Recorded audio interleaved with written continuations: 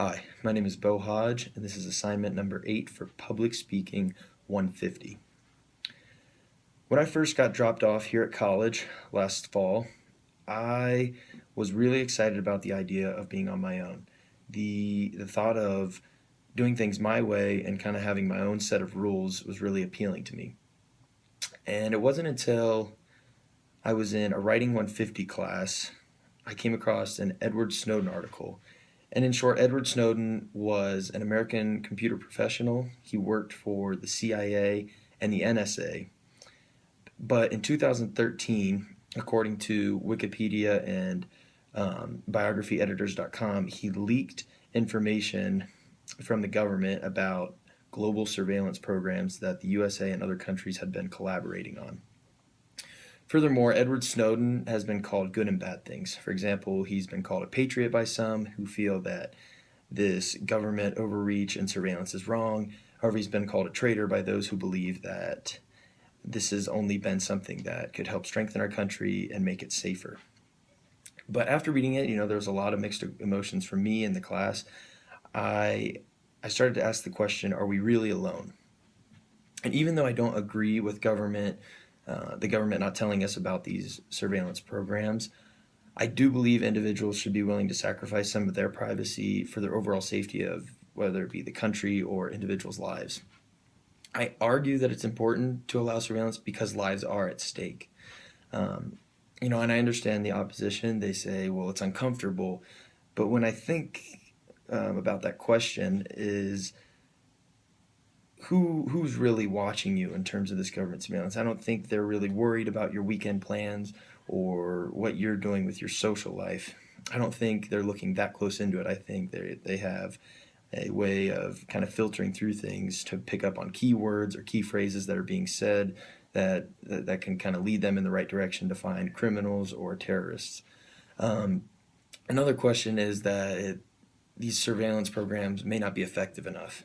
And to that, I kind of have a question to them is, how do you know? How do you know that that attacks aren't being stopped? If you think about it, CNN's not going to report on an attack that almost was. They're going to report on, the violence that's happening in Dallas right now, or terroristic attacks that have, unfortunately gotten through this filtration system and happened. And at the end of the day, stopping some of these attacks is better than stopping none at all. And lastly, I feel like a lot of people in our class discussion talked about the Fourth Amendment. The Fourth Amendment, as written by lawcornell.edu, says, the right of the people to be secure in their persons, houses, papers, and effects against unreasonable searches and seizures shall not be violated, and no warrants shall issue but upon probable cause, supported by oath or affirmation, and particularly describing the place to be searched and the persons or things to be seized. At the end of the day, I feel like there is probable cause with this. You have examples like 9/11 and the Boston bombings that are your probable cause. Now I understand that there aren't warrants for every single person in the United States, and there's no oath or affirmation that's been given, but there could be.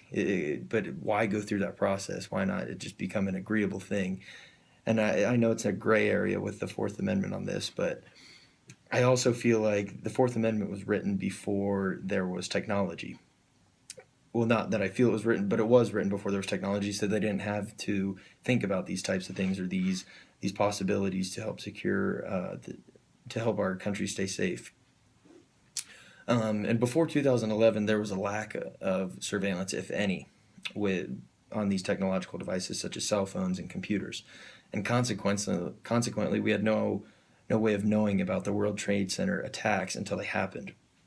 And according to History.com and DoSomething.org, nearly 3,000 people were killed on 9/11, and 400 of those people were firefighters and police officers. Now, not only is it hard to rebuild, just the buildings themselves, you have to think of all the relationships that were damaged, and all those people, those firefighters and police officers that had to be rehired, and it takes a long time to create a good local law and response system. Similarly, in the Boston bombing, according to CNN.com,